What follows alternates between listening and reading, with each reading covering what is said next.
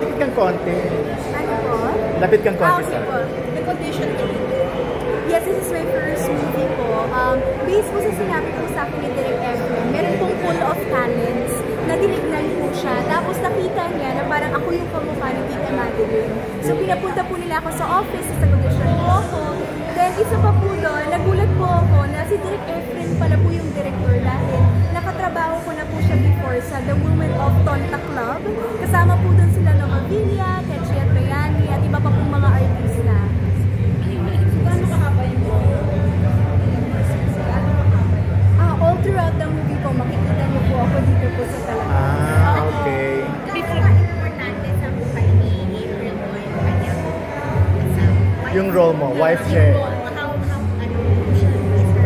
Sobrang ano po talaga kasi kung titignan niyo din po at mapapanood niyo po sa story, first and last po talaga nila po. And first love po talaga nila yung isa't isa po. Kaya super importante po talaga from the start to till the end. Nandun po yung asawa ni April. Darling, before this, ano ba yung showbiz background mo? Ako po, showbiz background ko, actually, ako po ay isang fashion designer.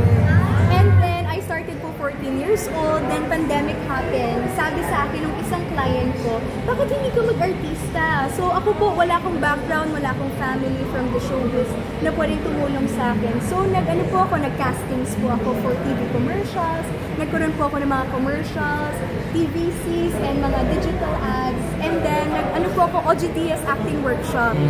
Opo, nag-workshop din po ako doon. And then, yung classmate ko from that workshop, in-invite niya ako at na may hinahanap kasi isang role po sa isang BL film, which is My Day the series.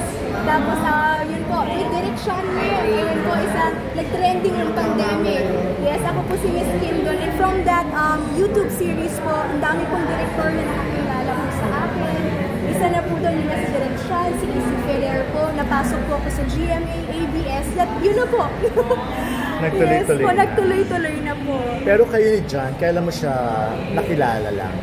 Ako po, nakilala ko na po siya nung pandemic din po. May ginawa po kami palabas, which is hindi pa po nag-air until now po. Pero doon ko po siya unang nag-meet. And same management po kami kay Sir Tyrone Escalante.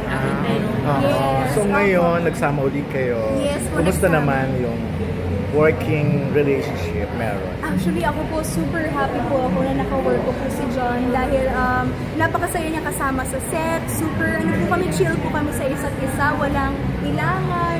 Kapag kailangan na mag-asawa po talaga, ginagawa po talaga namin yun. Like, super happy po. Ayun po nga abangan. palabas na eh. So may mga kissing scene kayo ba?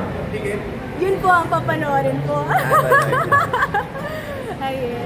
Pero naging close naman kayo. Super close po. Lalo na po kung dati kaibigan na po kami. Ngayon po, super close na po kami ngayon lalo na dyan. Kilala mo siya si April Boy? Kasi I need to know Yes, of course. Lalo na sa kanta po na di ko kayang tanggapin. Yun talaga yung, alam naman, trending naman po yan. Dahil talaga na ginagamit sa mga pelikula. Kaya din, kilala ko po talaga si April. So, what do you think yung parang important significance niya sa music industry? Gano'n siya ka-importante in your opinion? Para sa akin po, kasi kung hindi nyo kilala si April Boy, parang hindi ka po tao. Parang kulang-kulang. Yes, parang kulang po talaga sa knowledge, sa music, kung hindi mo kilala si April Boy. Medyo po, kumakanta-kanta naman po, malakas live. Laruin natin, parang kulang ang pag hindi mo kilala sa April Boy, what do you mean? Parang kulang ang Parang kulang. kaalaman Parang mo sa hindi ka music. tao. Ang knowledge sa music, kung hindi nyo po kilala Tama si naman. April Boy. Siyempre, icon naman si April. Yes, very icon. Bukod sa hindi ko kayang tanggapin, ano bang April Boy song yung favorite? Ay, lumilipad na nun sa ilaw yan. Isa sa favorite ko yung Umiiyak na Puso. Umiiyak na puso. Napakaganda po ng kantang yun. Lalo na po kung mapapanood nyo po. Grabe po, na naramdaman ko po talaga yung kantang yun. Ayoko po muna magbigay ng medyo hints. So, di ba kasi si April Boy, ano siya, when they started, tatlong maging kapatid. May mga sisters-in-law ka sa nila. Yes, actually marami po sila magkakapatid po. May mga babae din. Ka-friend mo naman, ka-friend naman wife niya yung mga sisters-in-law. Yes po. Wala namang drama doon. Wala naman pong drama doon. Okay na okay po sila. Pero kayo ni John, hindi kayo parang... Hindi kayo hindi naging kayo. Kayo ba? Po, ni John, hindi po. Okay.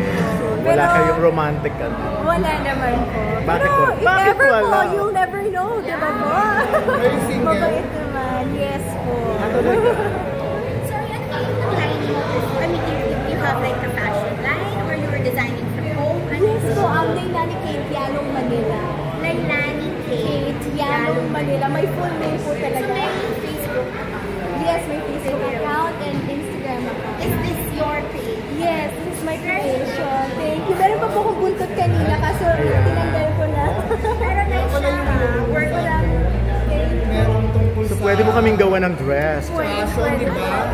Sa My Day, Yes. merong fashion something doon eh. Ako po, nagbigay sa kanila ng mga damit. Damit ko po yan lahat sa My Day the Silio. Nagagawa mo pa rin siya. I mean, you're still continuing to design. Yes, ngayon po. Actually, this year lang po ulit ako nag-continue. Meron po akong ginagawa for wedding, for giving to gano'n. Ayan, at least bumabalik na po ulit talaga. Do you find that being in showbiz, nag-grow pa ba yung clientele?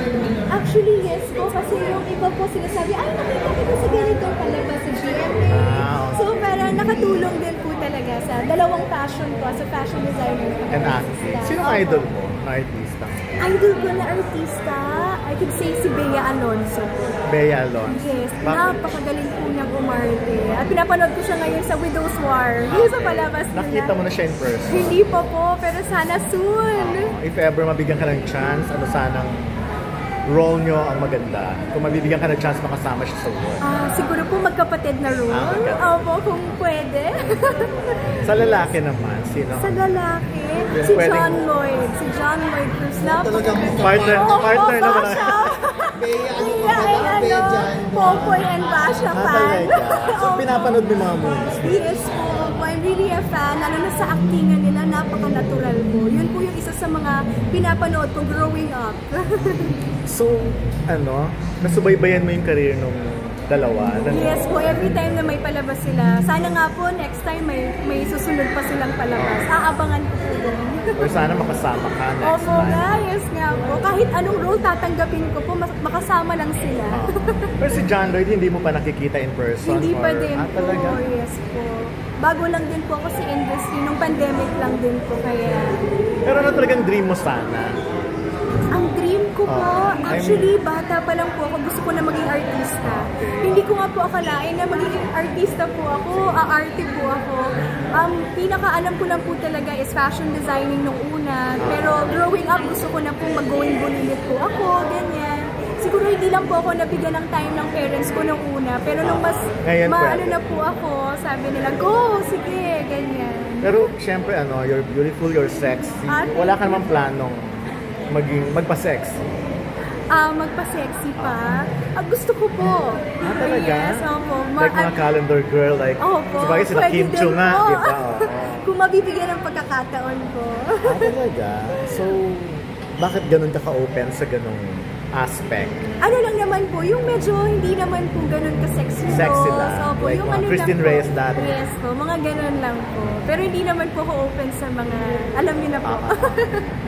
So, anong sabi ng family mo now that artista ka na? Yan. They are very supportive po sa akin. Lahat po ng ginagawa ko po, wala din po silang hinihingi sa akin. Lahat po sa akin po, lahat ng sweldo ko sa akin po. Wala po talaga. Binigyan po nila ako ng freedom dito po sa career na ginagawa ko.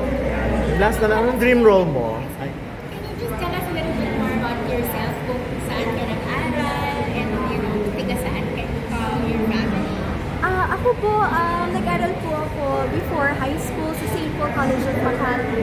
And then, nung college po, nag-aral ako sa 4 fashion schools. Isa na yun, ICE Fashion Design School, SOFA Fashion Design School, Slim's Fashion Design School din po. Ayun po, di ba pa? Talagang mahal mo yung fashion. Yes po. Hindi expected ang pag-artista. Ay, maraming wala kang showbiz connection or relatives na artista? Or... Wala po talaga. talaga? So, ikaw ang first if ever? Yes po, ako po ang Okay. first. So, if ever, ikaw ang first kasi artista ka na. Pero anong dream role mo na lang? Dream role ko po Kasi talaga. like si Jane, di ba nakuha niya na yung Narna kay Opo. Tyrone din eh. Ikaw naman. Dream ko din po yun. na maging Darna din po. Talaga? Maging ano pa po, bida po na role po sa isang palabas po sa serye po, gano'n. Yun po talaga ang pangarap ko. Oh naman. Thank you. Opo, thank you. Maganda ka na.